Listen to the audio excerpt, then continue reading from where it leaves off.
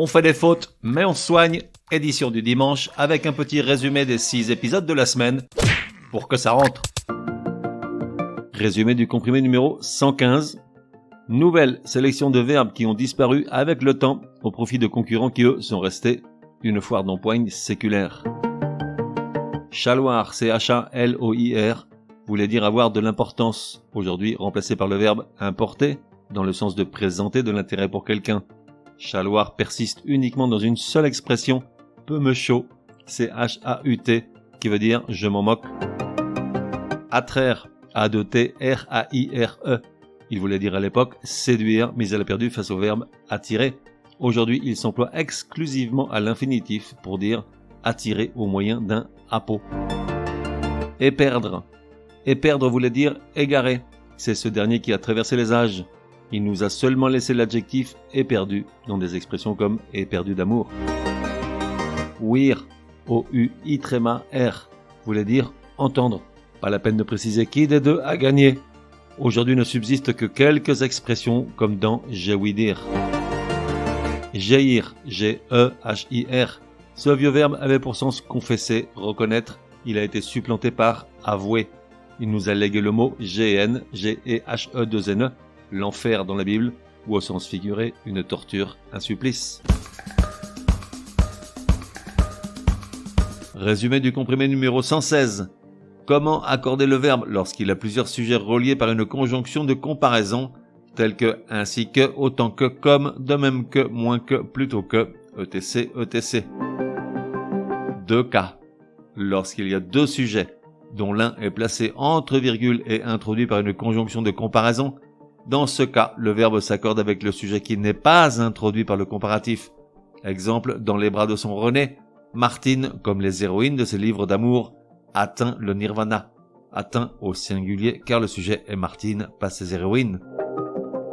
Enfin, lorsqu'une conjonction de comparaison est employée pour coordonner deux mots sans virgule, l'accord se fait au pluriel car les deux sujets s'ajoutent. Exemple, Martine, autant que son René, était fait pour se rencontrer à 20 ans. Résumé du comprimé numéro 117. Comment correctement employer quelque écrit en un ou deux mots. Quelque s'écrit en deux mots lorsqu'il précède immédiatement un verbe être le plus souvent ou un pronom personnel sujet. Dans ce cas, quel s'accorde en genre et en nombre avec le sujet du verbe. Exemple, toute punition, quelle qu'elle soit, doit marquer les esprits. En deux mots avec quel, Q-U-E, 2-L-E. Quelque s'écrit en un seul mot dans les cas suivants. Au sens de un petit nombre indéfini de, il est adjectif et variable. Exemple, quelques euros ou 1000 euros et quelques, Q-U-E-L, Q-U-E-S. Au sens de environ, à peu près, devant un nombre, il est adverbe et invariable. Exemple, Patrick a gagné quelques 5000 euros au loto sportif. Quelques, en un mot, au singulier. Dans la construction quelque, que plus subjonctif, il exprime la concession et peut être adjectif et variable ou adverbe et invariable.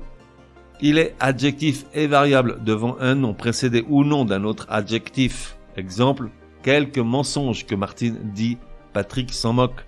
Ou quelques gros mensonges que Martine dit, Patrick s'en tape. Dans les deux cas, quelques au pluriel, car sous-entendu, quels que soient les mensonges.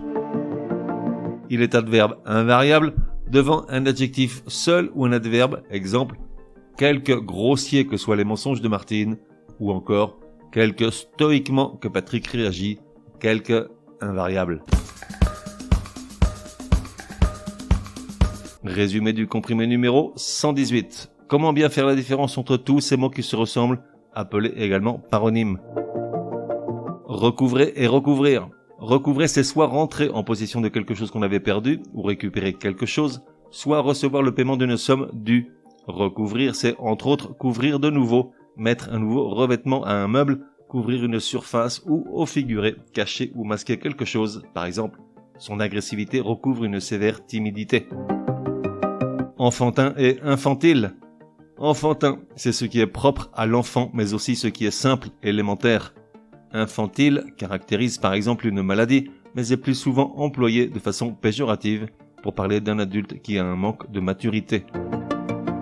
Perpétrer et perpétuer. Perpétrer, c'est commettre un délit, un acte criminel. Perpétuer, c'est faire durer, toujours ou très longtemps, une tradition par exemple.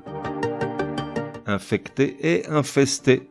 Infecter, c'est imprégner un lieu d'émanation nauséabonde ou encore contaminer quelque chose par des germes infectieux. Infester, c'est envahir un endroit par des plantes nuisibles ou des animaux. Résumé du comprimé numéro 119. Comment cesser d'employer tous ces pléonasmes et redondances auxquels on est abonné? Aujourd'hui, on a vu les cas de piétiner sur place, importer de l'étranger et exporter vers l'étranger, monopole exclusif rédigé par écrit, réservé à l'avance, frais onéreux, où à chaque fois le deuxième mot ou expression est redondant, son sens étant identique au premier. Pour ne plus tomber dans le piège, il suffit bien souvent de le supprimer ou éventuellement de reformuler, et le tour est joué.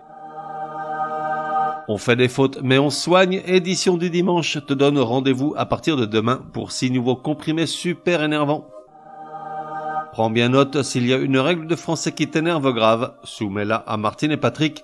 Ils seront ravis, aussi crétins soient-ils, de la décortiquer lors d'un prochain comprimé. Pour cela, une seule adresse, contact@uncompriméparjour.com. Enfin, n'oublie pas de laisser un chouette commentaire et tout un tas d'étoiles sur ta plateforme de podcast préférée. Ça serait drôlement chouki. Pour le reste, café et à la messe.